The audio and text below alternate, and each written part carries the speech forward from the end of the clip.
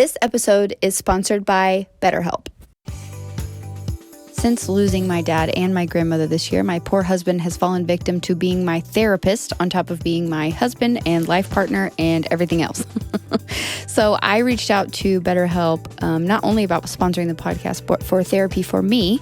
And it's super easy, very user-friendly. I have both an app and the website. I can reach out directly to my therapist when needed. I also have a live session every Monday or Tuesday.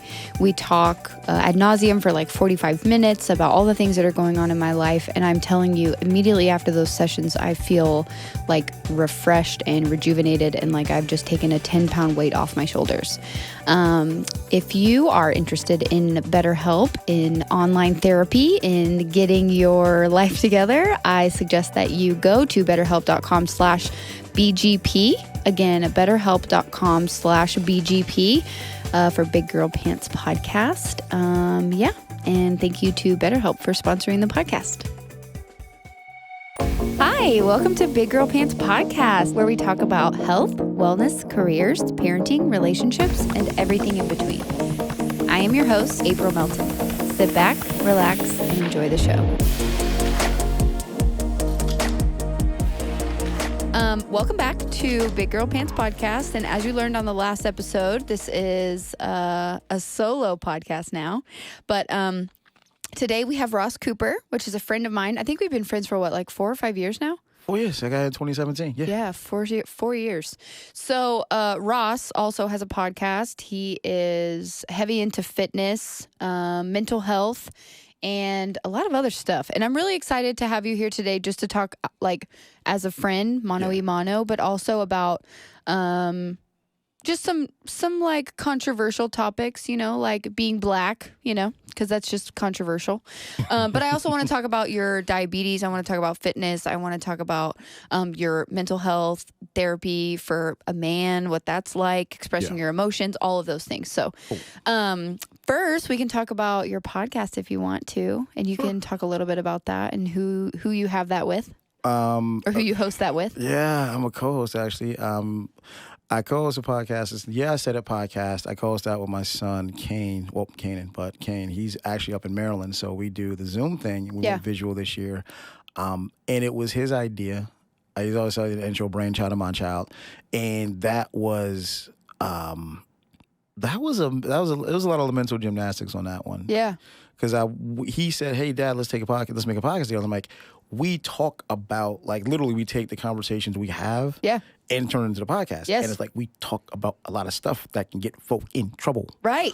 So, but that's also so perfect because the title of your podcast is "Yeah, I Said It." Mm-hmm. So it's like I'm following it back up with "Yes, I said that."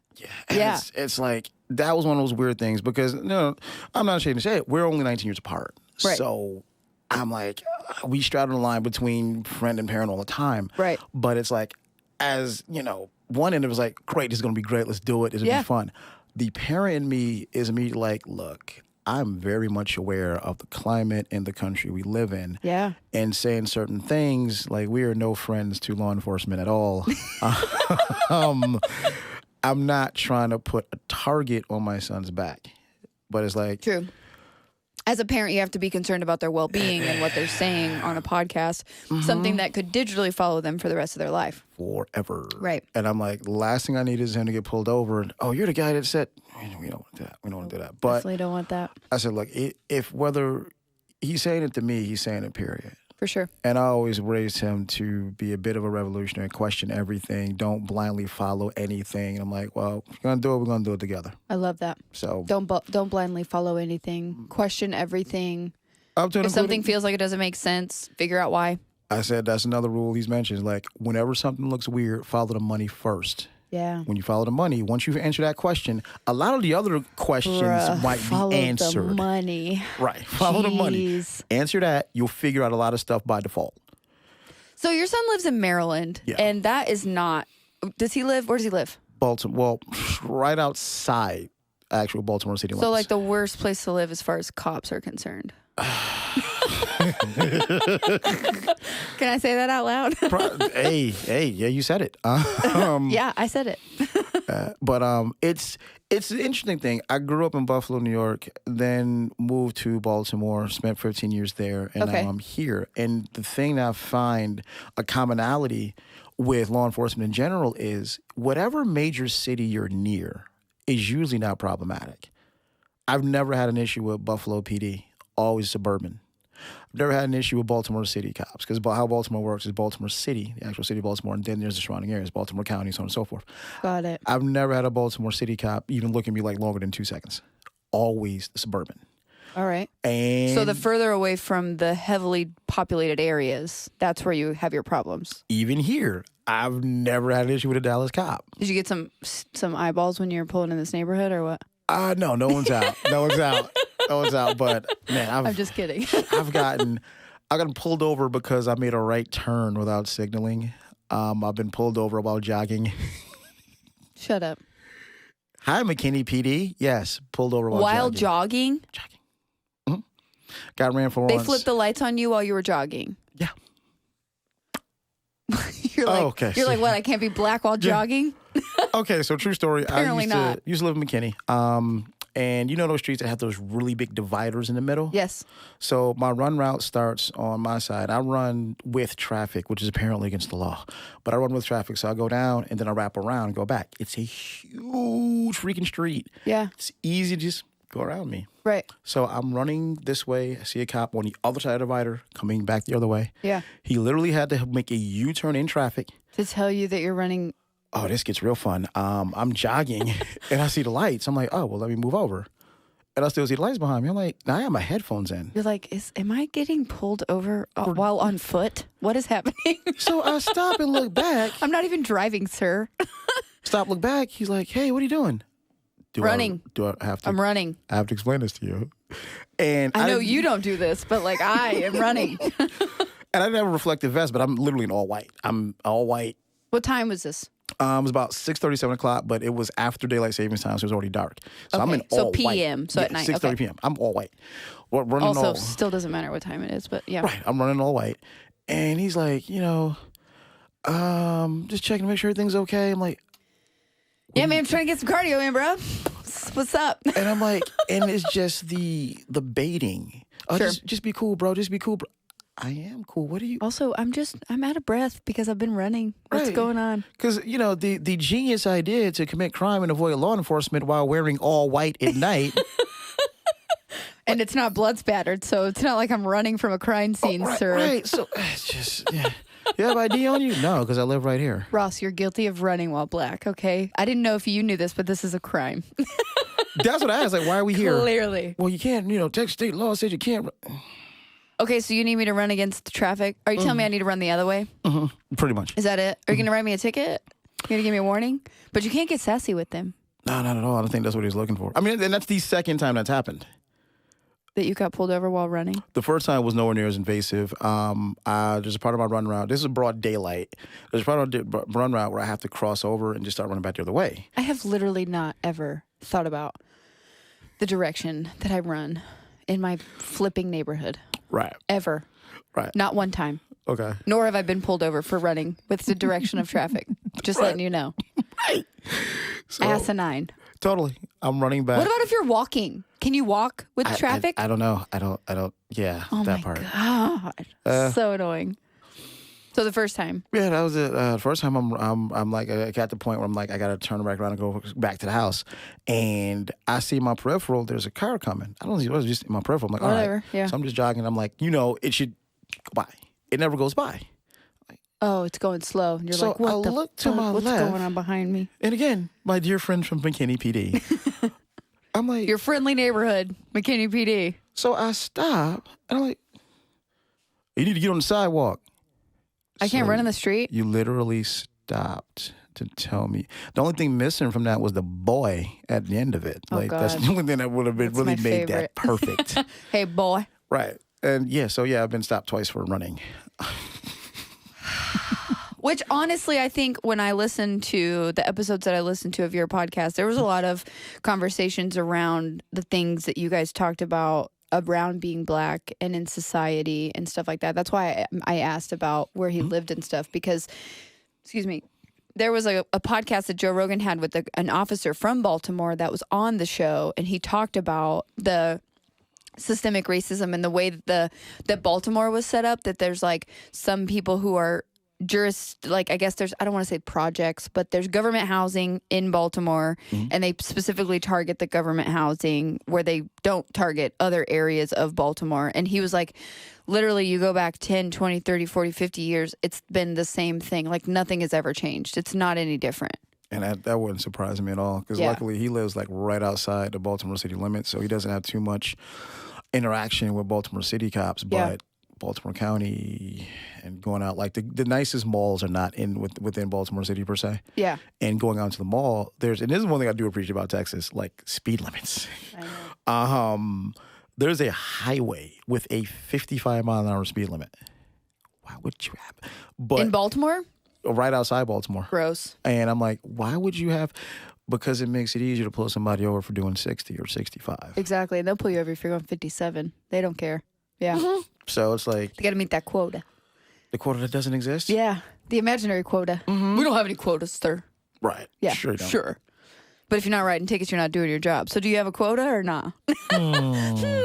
Just saying. And the thing is, like, I'm not anti-police, but it's hard to say, and I've had this conversation with multiple friends, and it's hard to say that there's not whatever discrimination, right? Whether that's racist or not. If you're discriminating against white people, black people, Hispanic people, Indian people, whoever it is, whoever you're discriminating against, it's hard to say that that doesn't exist. Right. Especially when you see things like somebody getting pulled over for running while black. So stupid. And it's like, my rule of thumb is, I've said this numerous times on the podcast with my son, at least in my humble opinion, America has a class problem disguised as a race problem. If everyone were beige tomorrow. Right. Which, I mean, we're gravitating towards beige anyway, because black people are having children with white people are having children with brown people are having children with Asian people. Like, we're all eventually going to be beige anyway. What does it matter? So, and then what? You're going to be like, well, what kind of beige are you, so I can discriminate against your kind of beige? Right. You're too taupe for me. I don't like it. But if everyone were beige tomorrow, we'd all wake up and we'd see just how many resources are controlled by this many people. Yes. So while we're down here black and whiting it up, and so on and so forth, and it absolutely is it is not to dismiss any racial problems. The numbers don't lie. But the layer behind that is there's a very small amount of people who control an awful lot amount of resources. Yeah. And have an awful lot of say-so on how we live our day-to-day lives. Yeah. And that's the thing, and that's the conversation I believe we all need to have, but we are still stuck at whatever the hell happened before the Civil Rights era. I know. Well, and we're still stuck there today, and woke white people like to talk about it all day long, and I'm like, okay, but the division is not creating unity. So where are we supposed to go from here? Right. Right. Like, how are we supposed to get better if I hate it, but whatever. I'm just going to say it anyway. Yeah, I said it. Like, if all these woke white people are going to be like, if I'm sitting here telling you that you're oppressed, what are you going to think? Okay, well, then I'm oppressed, right? Right. So if all these woke white people are sitting around talking about how so many different classes are oppressed, how are we coming to a conclusion where we're all joining together and fighting for the one cause that we need to be fighting for? Right. And showing them that we have power in numbers, and bringing us together and fighting against them is the most effective way to do something, versus talking about, well, that's a microaggression. You can't you can't say to Ross that he's black. Really? I can't say that? Why can't I say that?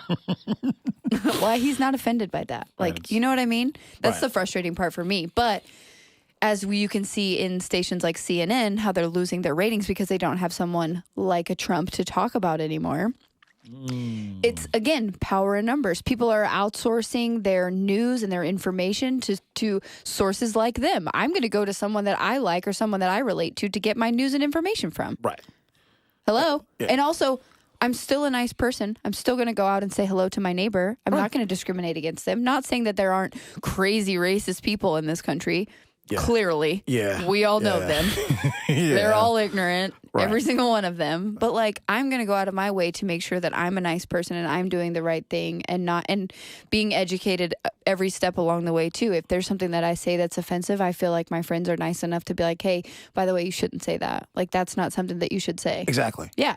But if we are so politically charged that we can't even have those conversations with our friends because we're so concerned about tiptoeing around and walking on eggshells and not offending someone, that's counterproductive and counterintuitive. Like, it literally is like disinformation. And that's where they want us to be. They don't want us to be having these conversations. Exactly. Like I've always said on the show, I'd really like a hardcore MAGA type on the show so we can talk it out, because I actually was going to ask you if I could invite my cop friend here, whose name is Ross, who That's is hilarious. it's so funny, who is a really good cop, and he's been on the podcast before. Okay. And he is not the kind of cop who's going to pull you over for running while black, but he's been the guy who's been villainized because he's a cop. And my stepdad was also a cop, which is super cool. You met him. Yeah. Yes, Yeah. he was a cop too, but he was the kind of cop that was like, hey man, regardless of who you are or what you do, if I can let you go, I'm going to let you go. If you don't have warrants out for your arrest or you're not breaking the law visibly, I'm going to let you go. Right. And he was a cop way back in the day, like in a Duncanville cop too. And I don't know if you've ever been to Duncanville, but that's where I'm from. Okay. Which is like, now it's like the new Oak Cliff. Yeah. Oh. Yeah, oh, that's where okay. I'm from. Avoid that. Okay, Yeah. gotcha. Don't ever go there by choice. I Just gotcha. kidding. No hate on Duncanville, guys. But no, I mean, he was a cop in Duncanville, and he was a cop like when it was predominantly white, and he was a cop for 25 years, and when it went to predominantly black. So he was a cop during both of those times and all through those times. So he saw all kinds of people, and he was policing all types of people. But he's a very fair person. So it's like, while I know that there are racist cops, we both know them. We both have seen them, right? There's also sexist cops, guys that pull over women that are like trying to see what they can get out of it. Really? Oh my God. Yes. Now, see, I've never heard that layer before, because that just seems like, wow, that's lame. Super lame. But in the same, like, I mean, just like women can't safely, I can't run at night. You know what I mean? Like that type of thing. Yeah, but not comparing my struggles to your struggles, but you know what I mean? Like we both struggle, so we can talk about our struggles and how they're both valid. But yeah, I just think it's so interesting. Because it's like, I think the thing that people miss with the whole back to blue and then blah, blah, blah, and it's like, listen, the thing that never gets told, one of the things that never gets told, we have to remember policing stems from slave catching. So when people say, well, we need to reimagine policing. No, we need to toss it and come up with something totally different because its roots are in racism. I don't know how you fix something or reimagine something whose very roots are rooted in racism. So that's like, it is when we hear, okay, well, not all cops are bad. The fun fact you have to qualify it is problematic. But it's like, this is where the systemic part of racism comes in. It's like, we know every cop is not an a-hole. But this system almost demands, like there's an article we've used, referenced it many times on the show. It's about, what if there were no cops? And I was like, that's impossible. You can't have no cops. But when breaking down, I'm paraphrasing, every American commits relatively 3 felonies every day without knowing it. For sure. And I'm like, that's mind-boggling. Right. Like, and depending upon the state, you could be committing like 5 to 7. You just never know. Every day. And I'm like, the laws themselves are created against people. And when you take the enforcement of them, with someone who has certain prejudices, like one of the solutions I said was, we need residency laws. Same way with teachers. If you don't live in this district, this jurisdiction, you can't teach here. I think the same thing should be true with law enforcement. But then overall, last time I checked, and I could be wrong on this, the police force nationally is 83% white and male. Why do you think that is? That's a very good question. Because that's who wants to police other people. I think that a lot of people, too, that become police officers, this is not to negate, I think it could be 50-50 or 60-40. I think that the 50% want to do well, and they think that it's an honorable position to hold. And I think the other maybe didn't get the power that they wanted in other aspects of their life, so they want to work in a position where they have the power that they didn't get from somewhere else. Right. And it's an impossible, it's no win, because I can't imagine, the blue wall is real. I can imagine some of the stuff these people see. Every day. Like on a regular, and there's no way you can see people, especially in certain jurisdictions, you can't see people at their worst in domestic violence and drugs. And you can't see that and not have it affect you. Every day. Now, that's not an excuse. No. But it can't be, you can't see that, the underside of society, and not have it mess with your psyche a little bit. Yes. And I mean, until probably the most recently, maybe 15, 20 years, where they were really taking mental health seriously and saying, like, you need to go talk to a shrink. You need you need to work this out, because it's going to come out in other aspects, right? You're going to lose your shit on someone that you arrest. You're going to beat the shit out of somebody. You're going to pull your weapon too soon. And it's because you're literally constantly running on adrenaline, having to pull people over. So it's like, while we can't understand or empathize on what that job is like, we also can't think that who's doing this job, right? And who wants to do this job. That's a hard job. It is. It absolutely is. And it's like you said, you see the underside of society every single day. You have to pull people over every single day. And then what happens when you walk up to the car and this person has a gun and it pulls it out on you and kills you? So you're in fear for your life. But it's like, I agree. I think that we should change the structure. And when we're doing house calls, I don't think that cops can be responsible for everything they're responsible for. No, not at all. Especially not for the money that they make. They don't make that much money. Yeah. And that's where I think it gets lost, the whole defund the police cry. It's like, it's not necessarily, I mean, personally, I'm all about defund, disband, bye-bye, we don't need you. But but then what do we do? Like, what do you do about murderers if we defund the police, you know? Yeah, but the same article, when it broke it down, it said, and this is just FBI crime stats, and again, I understand numbers can be manipulated. It broke it down to where when they took the amount of law enforcement, I think somewhere like 800,000 employed nationally, and took the amount of violent crime and major property crimes, divide those two numbers, it came out to something like every officer is responsible for one of each. Oh, wow. So when you have, let's just be generous and say it's going to take you 2 months to solve a major property crime. It's going to take you 2 months to solve a murder or violent crime. Sure. So that's 4 months out the year. Yeah. What do you do in the other 8? So that's where it comes to, we need to allocate some funds elsewhere. And again, it's not... It's different levels of support. Yeah. It's like you said, it's if my relative is having a mental break, I don't need a police officer. I need a mental health worker. Agreed. So let's allocate some of those bloated budgets. Hi, NYPD. Let's allocate some of those bloated budgets to more socially based policing programs. Right. Because I don't want to call the cops and this person's having a psychotic break or they're off their meds and you kill them. Yeah. And that's happened so many times. And I was like, that's out of your scope of training. And it's okay, it's out of your scope of training, but we can't keep watching bodies fall. We need different departments that are trained to effectively handle situations like that. Because that's not their job. That shouldn't be their job.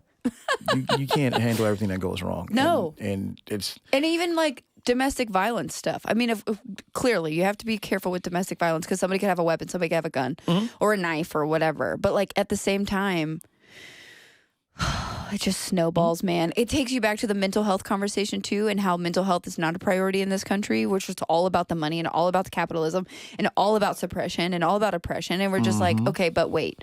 If we took care of everybody's mental health and everybody was able to have an advocate, a therapist, or something like that, like how much better would we be off? It's I mean, speaking personally, solving all the world's problems right now. It's weird. I guess in certain respects, it's still taboo. I have a therapist. My therapist is awesome. And I can actually see the difference. It's in yourself. Yeah. Yeah. It's in the approach of how therapy for me is giving me tools. And it's about how I approach situations, how I process what's happening. Yeah. You figure out, okay, if you've been doing this thing for so long, sometimes you forget it's not productive. Sometimes you forget, like, hey, wait, no. That's just what I do. I just do that thing. That's what I do. Like for myself, it is, to see me to know I've got a little bit of ink. So one of my first tattoos ever was Saint Anger. And it is tattooed across my chest. And that is based on the actual Metallica song. And that is because the one emotion I've used and channeled the most is anger. Okay. that stemmed from my father's abandonment. Right. And just that's. Do you feel like that's productive? Not anymore. Right. That's the thing. Not anymore. Welcome to my toolbox. We're about to unpack this bitch. What's up? Right. Not anymore. So it's like, you know, I was talking to a therapist about it. She's like, I get that you use that as because I'm like, and you understand this from a workout mentality. We can't do what we do and listen to Miley Cyrus. No.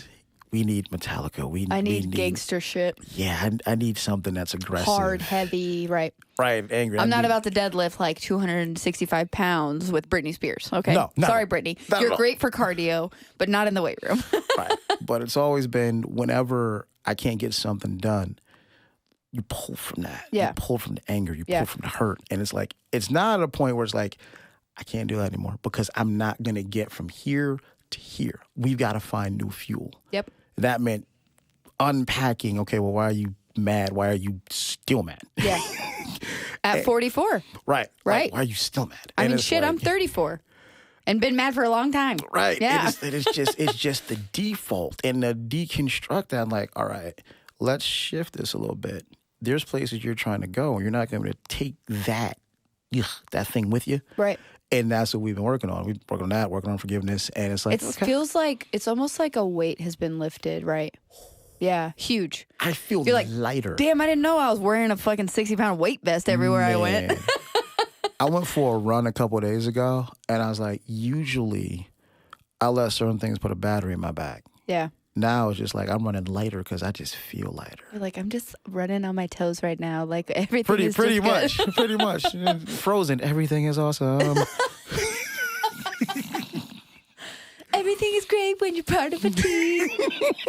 Right. Super happy, feeling like Rocky running down the sidewalk the right way, though. Yeah. Yeah, don't run the wrong way. Yeah, right.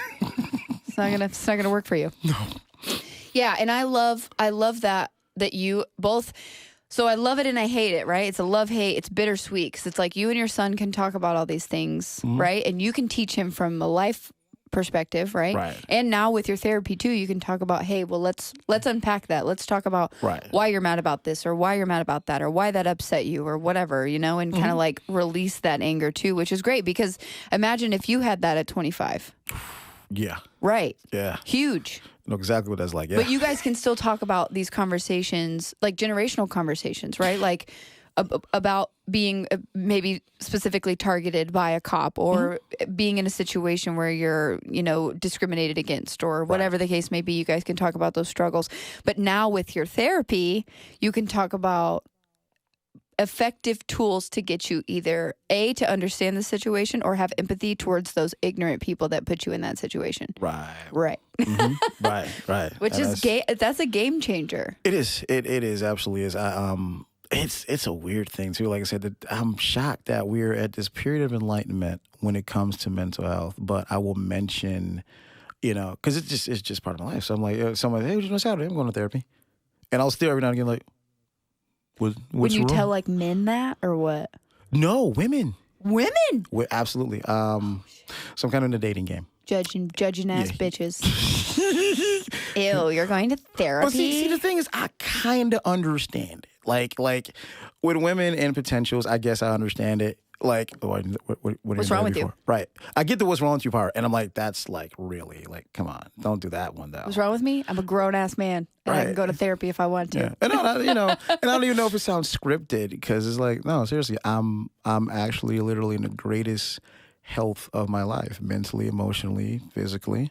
I'm actually way less now than I did when I graduated high school.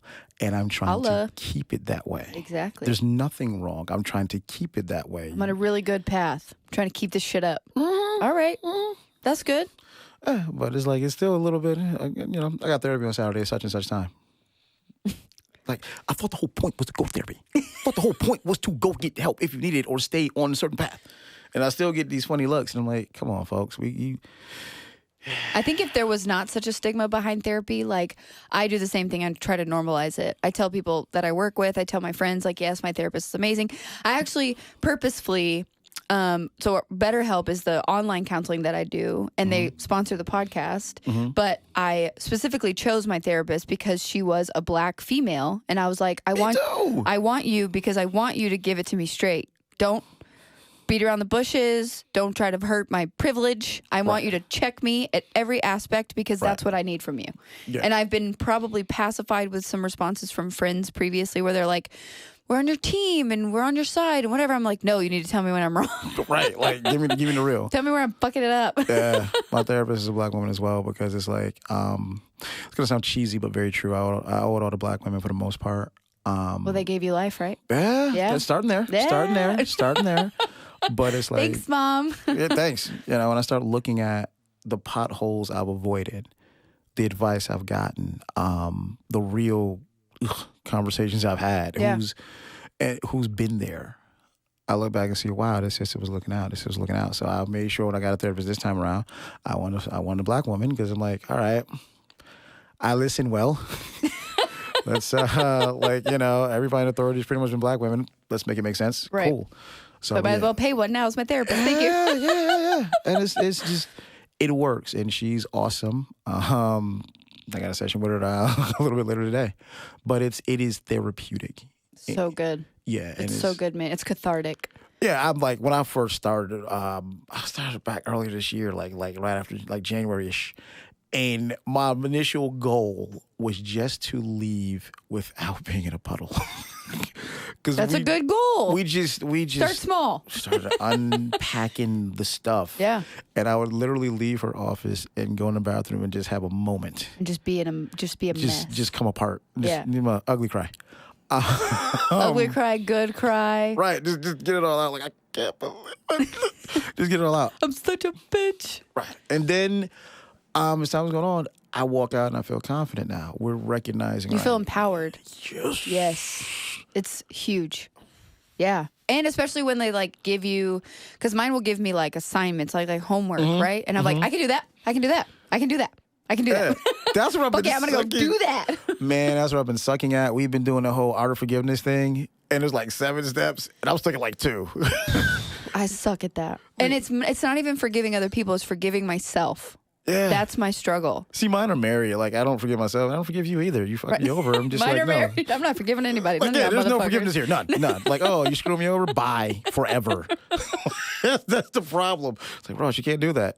Really? Why? But why not? I've been doing it forever. So well now. So what do you think led you to start going to therapy? And I want to say that it's very admirable. And to anyone listening, ladies, by the way, Ross is dating. He's single, okay? But it's admirable and, like, I respect the fuck out of the fact that you can talk about your feelings and your emotions and your inhibitions and your insecurities and all of that stuff, because I think if more men were encouraged, I saw a meme the other day that said, like, why don't you talk about your emotions? Why don't you talk about your feelings? And it's like, then you see the mother when the boy was young who's like, boys don't cry, like, suck it up, like, real men don't cry or whatever, you know? And then it's like, oh, that's why. Like, men have been told their entire life to not be emotional, to not show emotion, to not show vulnerability, to not be weak. That strength comes from being stoic, right? But it's like, no. There's so much strength in being vulnerable. There's so much strength in talking about your emotions, and talking about how you work and how you tick and the things that you need. Yeah. But as a society, we don't see that as strength, which is stupid. Yeah, we don't. Especially, when you're a guy. So this is my second stint in therapy. The first stint in therapy was years back when I was still in Maryland. And this was after my marriage fell apart. And I'm sitting there in the ashes of it all. I'm like, how did this happen? Yeah. And it's like, it's like I'm here and I know what happened, but I don't know the why. Yeah. And I never want to feel like this ever again. Like, unless even if it's really, really ugly, even if it's necessary. When you sit across from a person that you were married to and signing paperwork, you ask yourself, how did we get here? Yeah. Like all the memories just flash back of everything. No one on your wedding day ever thinks you're going to be sitting at that table. No. Or you wouldn't be getting married. Right. No one, and I'm sitting there and I'm like, all I know is I don't want to be here again. I don't want to be here again. Yeah. So went to therapy and just started unpacking like everything I did wrong. And and my marriage ending was totally my fault. That's 100% on me. And we figured out that, I was having really extreme daddy issues, essentially. What does that mean for a man? Because I know what it means for me. There is no way the person who created you not wanting you can affect you. Yeah. And in my case, how it manifested was, so I had an interesting confluence of things going wrong. So coming up in the 80s, I didn't have my pops around. I was overweight. I was obviously rather dark. And it wasn't real cool to be any of those things in the 80s. So I instantly... Not even one of those things. And that created the world's worst inferiority complex. So you felt like you had to overcompensate. Never felt good enough. Yeah. I've never felt good enough. And a lot of people who watch the show, sadly, can relate too much. That Fresh Prince episode. Oh my God, why doesn't he want me, man? I just was in a puddle. You can't even talk about that episode without me crying. But that... Why doesn't he want me, man? That resonated heavy. And I come to find out, like, all I was looking for was validation. Of course. And this is how bad it was. So initially I went through my early adult life thinking, damn, man, I'm just so fucked up. No one's going to want me. Finally meet someone who does, right? Yeah. Problem solved. No. My inferiority complex was so deep, it was like, wow, there's only one person in the world that wants me. That should, of course, be the goal. Right. It is the goal now. But then it was such a mind fuck. Yeah. And when it was all said and done with and everything was laid to ruin, I go to therapy and found out, wow, so this runs a little bit deeper. I'm trying to fill a void in the worst way possible. Yep. And it cost me. Yeah. And I never wanted to be there again. Yeah. So fast forward a few years, get in a relationship, and I think it is awesome. It is everything I could ask for until it's not. Yeah. And we go months, and I am trying to reach this person and say, hey, and that's the other thing I've learned in therapy. I don't stand up for myself in relationships, or at least I haven't. We ain't gonna have that problem again. Right. But when something goes left, I tend to self-blame. Okay. It's like, okay, this thing is going wrong. What have I done? What have I part? You know what? Maybe I just need to chill. They're probably too busy. They're probably too stressed. That was an issue. I say it was because it ain't gonna be no problem anymore. But I'm looking for answers. I'm watching this fall apart slowly. Yeah. And I can't for the life of me figure out why. And my emotional state is all over the place because I'm like, I'm good. Like, right. I'm all right. Yeah. I know what I'm doing here. And this is my first foray into gaslighting. And I didn't understand what that was. Let's just have a moment of silence for gaslighting and all the people that fucking gaslight people. I can't. I literally can't. It will make you question reality. And the term came from, I don't know, do you know where it came from? No. Okay, so it came from, I think it was either a movie or a book where a husband was turning down the gas in the light and then convincing his wife that she was crazy because there was nothing wrong with the light. So it's literally gaslighting. Literally gaslighting, right. But I grew up in an environment where I was gaslit constantly.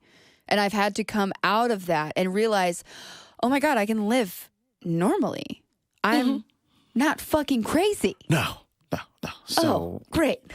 So yeah, I'm like, it will make you question reality. I'm like, I'm literally looking at this thing, and I'm being told, no, it's not that thing. You're nuts. What's wrong with you? This is not a coffee mug. Right. This is a wine glass. I'm literally looking at it like, Ross, it's a fucking wine glass, bro. What do you can't see it? You can't see the wine glass? You can't see the rosé in the wine glass? Right. So once I got to the point of, okay, this is making me question reality. I am not getting what I need here. Let me find a therapist. So I found my therapist, and that was earlier this year.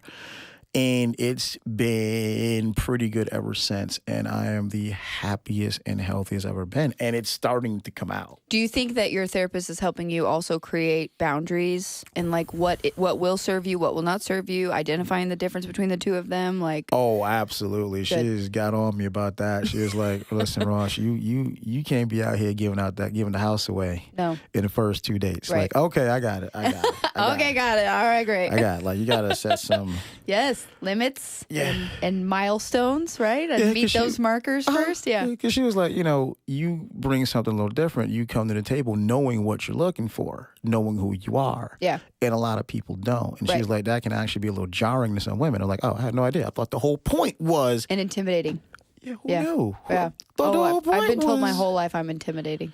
I'm like, am I intimidating or are you intimidated? Because that's two different things. Yeah. Just because you're not comfortable enough with yourself. Like, listen. I mean, that's my problem. Don't be so shook just because she lives, she deadlift more than you. It's okay, bro. It's okay. It's all right, bro. God, I hope I don't. That would not be the right one for me. Sorry. I'm gonna need Matt's max numbers to always be higher than mine. Like, yeah. But yeah, it's therapy has been therapeutic, but it's right now I'm vibrating on a much higher level, and I can see things so much better and differently, and I can recognize there are tools that I've had in my box that I don't need anymore, and that's been a tough one. Like, I've always used this tool, but it's not gonna open just like the anger door. piece, right? Like, I'm not going to use that anymore to be the fuel for me. Like, I'm going to have to come from another channel. Yeah, there's doors I'm trying to open, and that's not going to be the key. Yeah. And it's taking me a while to figure it out, but it's like playing on real life right now. Opportunities are coming. I'm meeting more people. Heck, I'm doing this. Like, these are things that are taking me out of my quote-unquote comfort zone. I'm redefining what's comfortable. Right. And I'm letting go of those things that kept me in a certain space, and I would not have been able to do that as effectively nor quickly without my therapist. Exactly. That's huge. Yeah. Yeah, absolutely. So I also, what else? Oh, I want to talk about your diabetes. Yeah. I want to talk about when you were diagnosed with it, what that was like for you, and then how you navigate that going forward. I don't think we've ever had anybody on the show where we specifically talked about the diabetes. And you have type 2, right? Yeah, type 2. Which, like, lifestyle changes and lifestyle choices can affect that, right? Yes. So let's talk about that. All right, so fun fact, my son was born in 96. Literally 2 weeks before he was born, I was in the hospital for about a week. That's when I got diagnosed when I was 19. It was weird because I had no idea. I've been working out to some degree like forever. Me too, since I was like 12. So freshman year in college, first time ever, I just didn't have time to work out. It was classes, it was moving, he was being born, didn't have time to work out. And I worked in the food court, worst place ever. Yeah. I worked in the food court. Oh, I worked in restaurants too, yeah. Yeah, and I'm just sitting there doing Eating what I do. Right? all day. Doing what I do. Story of my life. Finally got a bad chance to go to the gym, got a workout in. Okay, cool. Days later, I'm like still super, super, super, super sore. Like, this is weird. So I actually went to the hospital, and they're like, this is a Wednesday. Went to the hospital, and they was like, probably overdid it. Gave me a shot for my muscles and sent me home. Okay. Thursday, Friday, Saturday, the same thing. I would go to bed at like 10 or 12. Get up 2 hours later, go to the bathroom, drink what's ever in the fridge. Damn. Go to sleep. Get up 2 hours later, drink the frequent urination and the crazy obsessive thirst, right? Yeah. Sunday morning, I collapsed. I wasn't unconscious. I just didn't have the strength to stand up. Wow. So they took me to the hospital. Took a blood. I told them what was going on. Took a blood test. I think his finger stick or a blood test. Either way, it's like, well, Mr. Cooper, your blood sugar is about 1,000. I was like, oh, okay, cool. Like, no. 1,000? Yeah. He was like, oh, okay. Just for everyone listening, what is your blood sugar today? Or recently? 120. Right. That's what I was like. 1,000. I was like, 1,000. All right, cool. Like, no. It's supposed to be 1. Oh, you should lead with that next time. Yeah, you're like, I have no gauge, so that means nothing for me. 1,000. I'm like, 1,000%. Great. Holy shit, 1,000. Yeah, they said you probably should be in a coma if you didn't work out. It's like, good to know. But I went on the world's longest honeymoon phase after that. They put me on insulin, all that good stuff. And once I started back working out again, any insulin will bottom me out. It's almost like my pancreas got kickstarted. Okay. Fast forward, early 2000s, another episode where life changed, couldn't work out, so on and so forth. Blood sugar through the roof. Yeah. And I think from that point to this one, I've been on insulin to some degree. Last year, I finally got sick of it all because it's just my weight has been too high. Yeah. So I went down, like, hey, got a coach. Good friend of mine does shows. I was like, listen, I need a prep diet, something close to it. Okay. Gave me a prep diet. I went from 246. I'm sitting on 219 today. All right. So it's the thing about it is I'm also trying to battle the stigmas because we see anyone that's remotely close to overweight, oh, you must be pre-diabetic. Like, stop. Yeah. Or I'll see people and I'll tell them I'm type 2 diabetic. You're diabetic? You don't look diabetic. What does that mean? Exactly. Well, and like Jason Poston, Poston, however he says his name, he has type 1. Yeah, he's type 1. So it's like, what does a diabetic look like? Right. You know? And see, that's the thing as well. Type 1 diabetics get all the sympathy. And I don't say that bad. It's like, for some odd reason, we can understand That's an autoimmune disease. It's genetic. You've been like on insulin since you were 5. Right. It's okay. Type 2, it's self-induced, and there's this undercurrent But of also, like, you deserve how it. much education do we really have? There's anybody talking about health, nutrition, and how your body is affected by certain foods. Most importantly, sugar. Everything has sugar in it. The drug of the century. Listen. Like, listen. Like, I saw this study. I was like, wow, explains a lot. The cocaine cookie study. So apparently, and I was not aware of this, Oreos will stimulate the exact same places in your brain as Coke would. Yeah. I'm like, I did not know that, but that's explains. why I can eat the whole package when you talk about Ross. Duh. We're going to blow the carbs. We're going to blow. Listen. We're going to blow all the carbs. Like, I'm going to eat the whole package. golden double stuffed Oreos. Yeah. Oh, my God. They're so good. Both of them are so good. If you ain't careful. All of them are so good. And it's always the same thing. I'm going to tell them, I'm just going to eat 5.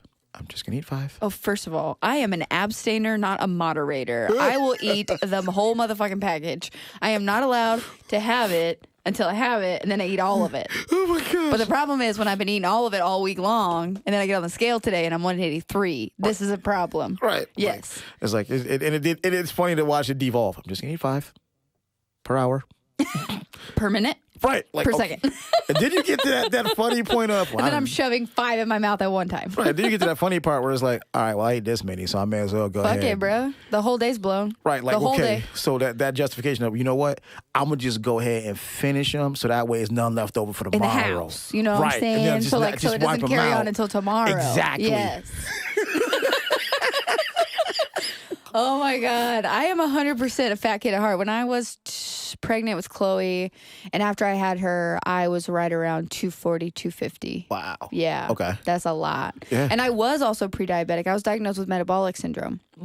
So they put me on a medication that was like, it's something Garulatide or Garulatade or something like that. Okay. It was an injection that I had to put in my stomach every day. Yeah, and I didn't know what it was, but I did know that the side effects of it was like thyroid cancer and a couple of other things. Yeah, so I was like, all right, so I'm not going to take that anymore. Yeah, well, but we're not I gonna will do. say the crazy thing about that medication is, it did something to my blood sugar, but it would like make it drop super super low. Oh no! Like almost to where I was like hypoglycemic, so I would pass out.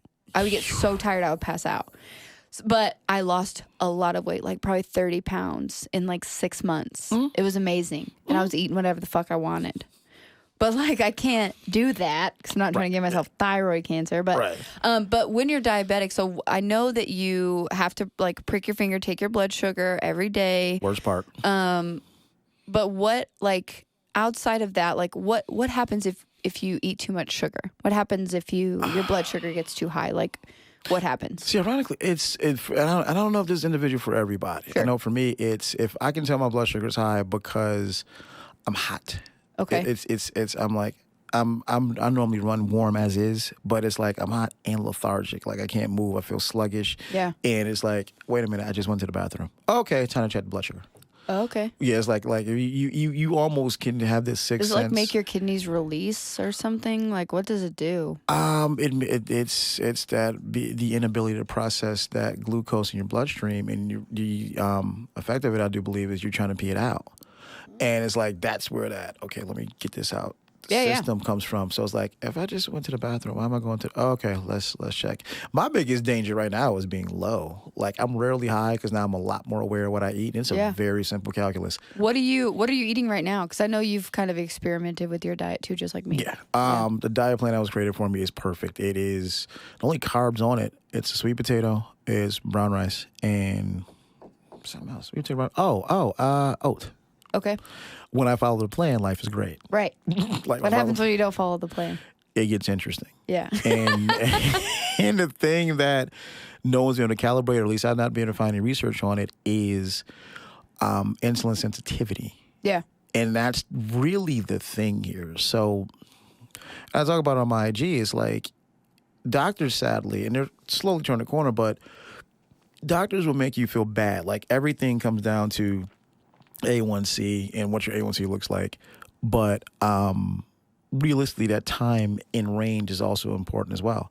But that'll just make you feel bad because your A1C coming high, and it's like, I don't quite understand how, because there are so many layers and levels. So if I say I see a number that says 180, Okay. I have to take into account how much cardio I've done, how I've been eating the last few days, so on and so forth, because it might take 6 units of insulin to bring me from 180 down to 120. Okay. But if I've been doing no cardio, it might take 8. If this week has been a shit week and I haven't been lifting or doing cardio, it might take 12. Yeah. And you're kind of just guessing. It's like a guessing game. That's so scary. Yeah. What happens if you take too much insulin? You will bottom out and potentially die. Oh shit. That's why, so it's real scary. Even if I have a high carb meal, have some cheat or something at night. Yeah. I only take 2 or 3 units because 2 or 3 units will never bottom me out. I check my sugar before I go to bed, but I'm like, that is the scariest episode ever where you're crashing in the middle of the night. Like, yeah, you wake up and you have the shakes and you can't make it to the refrigerator fast enough and you're disoriented because being high for me is nothing. It's like I can feel that. Yeah. It's the lows that are like scary. That's how you hear about people crashing their cars and things like that because you get their blood sugar was low. Yeah, you get the shakes. At least for me, I get the shakes. I'm disoriented. Like the words from my brain do not come out the same out of my mouth. It's like why am I so disoriented? Oh, okay. So I can feel it pretty much. So, and you were diagnosed when you were 19, so you've lived with this for a long time. Yeah, it's weird. I was 19, and then I went from, I was 96 to 03, 04. Yeah. Not really being diabetic. Now, had I met, because I didn't have health insurance at the time. Yeah. Had I got with a nutrition counselor. Right. I probably would have never had another flare-up. But I never knew how to eat. So I'm still thinking I can outwork a bad diet. I'm still just trying to be the biggest dude in the gym and bench 500. Me for the last 5 days, yeah. Mm-hmm. Well, had I met someone then, I probably, wouldn't be symptomatic at all. But it's still like, since I've been on my diet plan and paying very close attention to what I eat and incorporating cardio, I've been pretty much A-okay. That's good. It's not doing much for my quads, though. I need some more quad meat, but yeah. Saddest day ever. Right. Well, and I think it's interesting because people that do have something like that or like an autoimmune disease, they're way more in tune with their body than, let's say, like the regular person. Mm-hmm. Like I will say, once I stopped drinking alcohol and pretty much using any extracurricular activities, right? Mm-hmm. Like I'm 100% in tune with myself. I know when I eat too much. I know when I feel bad. I know when I need to clean it up, like all of those things. And for the last like 3 years, I think, maybe almost 4 now, I've been on the carnivore diet, but I've also been like, there have been moments where I took a break or I would eat cookies or I would eat perfect all week and then have a cheat meal on Saturday or whatever. And I'm still trying to work out that fine balance. But I do think that the metabolic syndrome and that diagnosis meant something for me. And even if it wasn't maybe like the next step was diabetes for me, I think that I was definitely pre-diabetic, and that was why I couldn't lose weight. I couldn't figure my shit out anytime I did eat carbs. Right. And then when I went to the carnivore diet, which is strictly meat, you're literally getting 0 glucose. Like I dropped, I don't even know how much weight, and my body composition changed and all these things. But it's also like, yeah, good luck trying to do a PR when you have no freaking carbs, like, or have any energy to do cardio or lift or anything. Right. And I think, while I think that the carnivore diet is great for those people, like, I don't know, do you follow Mark Bell? I don't. He's really good because he does a carnivore diet and then he'll go into periods where he does the vertical diet. So like, so like he did pretty much the carnivore diet all year this year because he's cutting, right? Trying to get leaner. Okay. But now he's doing the vertical diet, which is like rice, sweet potatoes, monster mash, all that stuff where he's like carbing up again, which I feel like it also could potentially be like seasonal for me too, right? Like I always want, when it gets colder outside, I want to eat those carbs, those tubers, those, sweet potatoes, rice, whatever. And then in the summer, when that comes back around, I want to cut the weight or be skinnier or look better in a bathing suit or whatever. But sugar is the fucking devil for me. Like, it's terrible. And I literally have no control once I taste some of it. So then my whole fucking day is shot. It's in everything. Like, I have no idea how many things sugar is in. It's in everything. Everything. It's in everything. And then it's like a trigger. Like, it straight up is like cocaine. Like, you get a little bit. You're like, where's the next rail?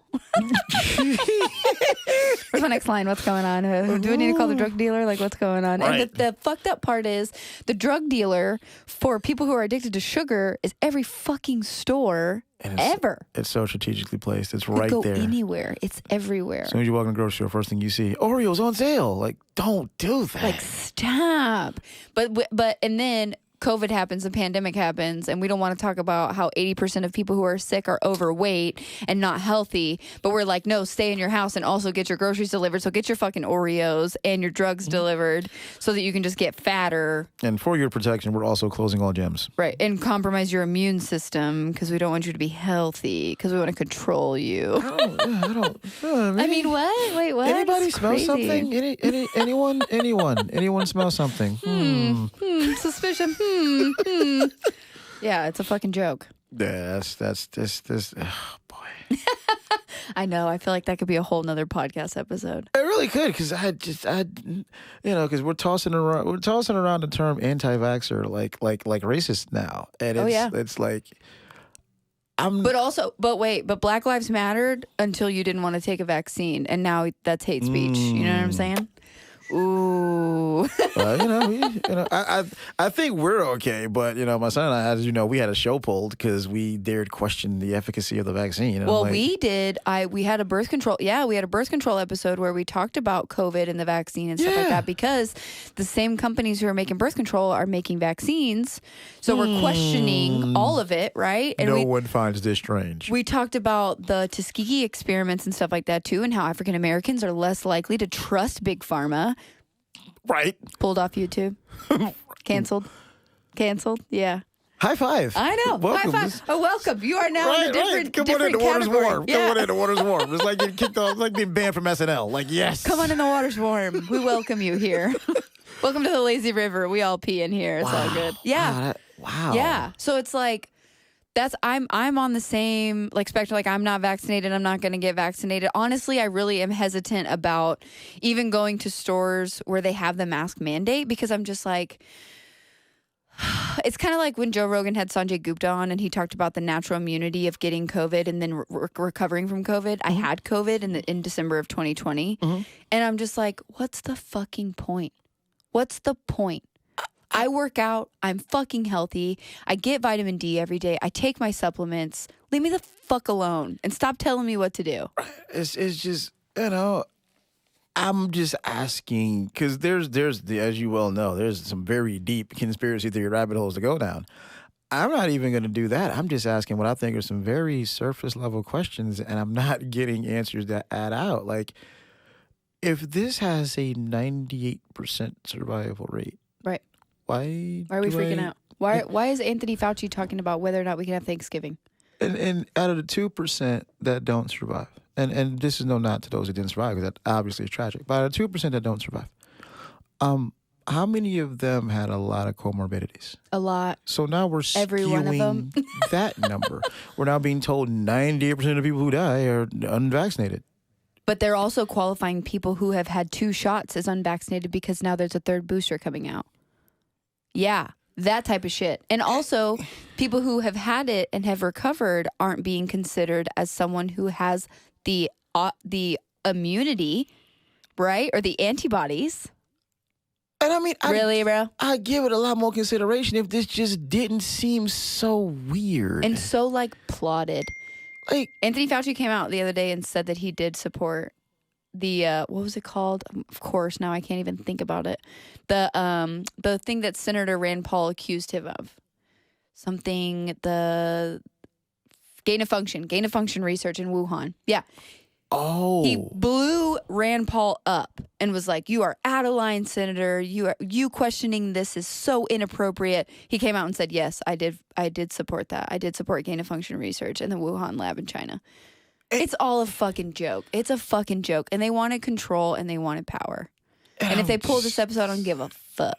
I just don't understand. Me neither, man. Make it make sense for, I'm not anti-vax. I'm just make it if you can make it make sense, I'm on board. Just make it make sense 100%. For me. That's all I'm saying. Just make it make sense. And they said that getting the vaccine and getting vaccinated would help people from dying. That's clearly not the case now either. Colin Powell's fully vaccinated.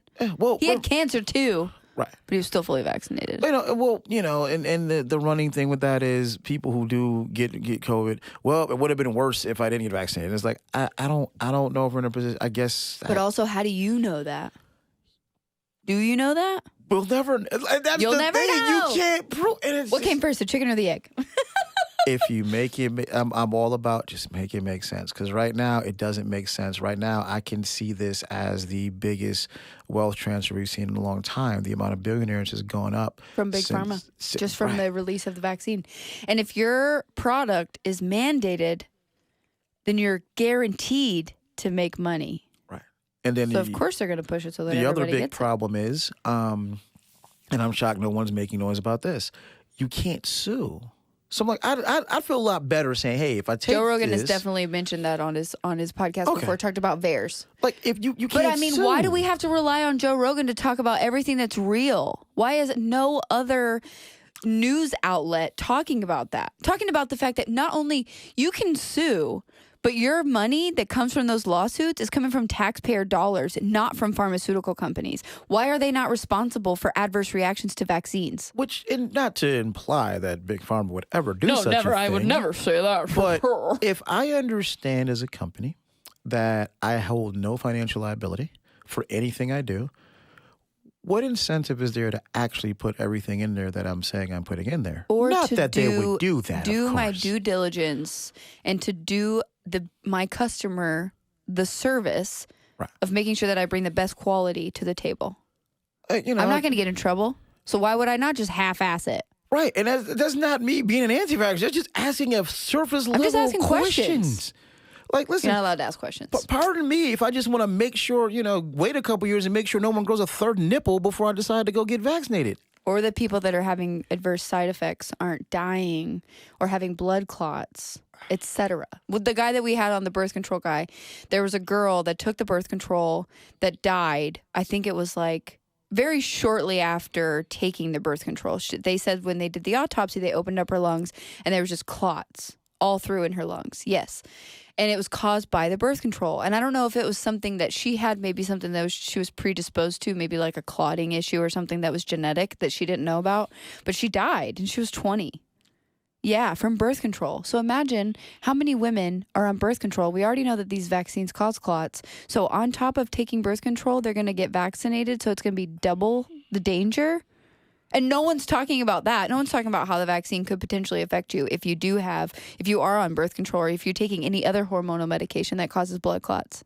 And I'm thinking about, our brothers and sisters even in the trans community.